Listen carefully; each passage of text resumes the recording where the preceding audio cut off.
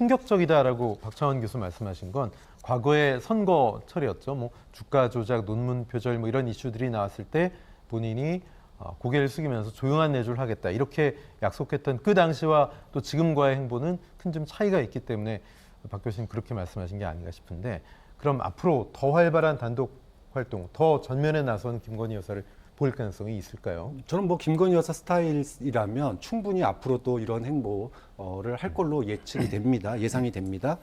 저는 김건희 여사가 약속을 지키든지 아니면은 선출된 권력이 아니잖아요. 본인이 예. 대통령이 당선된 게 아닙니다. 그러면 그 대통령의 행보를 넘어서면 안 된다. 네. 즉 부속실을 만들고 그 부속실에서 관리되어지고 기록되어지고 계획된 행보를 하는 게 좀 맞다고 봅니다. 네. 그런데 약속도 지키지 않고 또 대통령실의 어떤 통제나 기록 관리 이런 것이 되지 않은 상태에서 단독 행보가 계속 이어진다면 이 부분은 대통령의 남편 대통령의 후광을 얻는 그 정치 영역이거든요. 예. 그러니까 정치 영역에 여사가 나서게 되면 이거는 또 다른 문제를 일으킬 수 있다. 좀 그런 측면에서 지금이라도 부속실을 만들고 네. 관리된 행보를 하는 게 맞다. 그래야지 예산과 기록 그리고 같이 동행하는 사람, 그것의 정치적인 의미 이런 부분들이 살아납니다. 왜냐하면 문재인 대통령이 그 총선 앞두고 부산 방문하고 이랬던 게 결국은 다 나중에 총선 후보를 지원하기 위해서 한 거 아니냐라고 하는 논란으로 이어졌습니다. 그렇죠. 공개적이고 공식적인 행보인데도 그런 논란을 빚었는데 김건희 여사 같은 지금 이렇게 비공식적이거나 또는 관리실 부속실에서 얼마나 통제받는지 모르겠지만 통제받지 않은 채 예를 들어 전당대회와 연관될 수 있는 이런 장소를 갖다가 방문을 하게 된다면 이 부분이야말로 또 하나의 국정농단 또는 여러 가지 의혹의 논란에 불씨를 만드는 거다. 좀 그런 점에서 공개적이고 통제되는 그런 부속실을 만들어서 행보를 하는 게 저는 지금이라도 꼭 필요한 절차라고 봅니다. 예.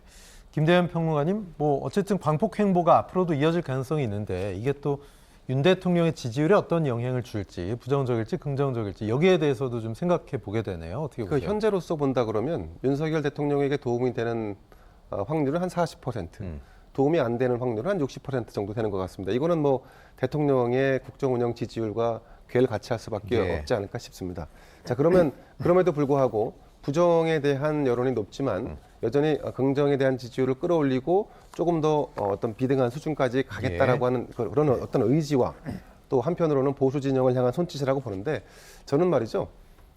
야당에서 이제 김건희 여사를 좀 놓아줬으면 좋겠습니다.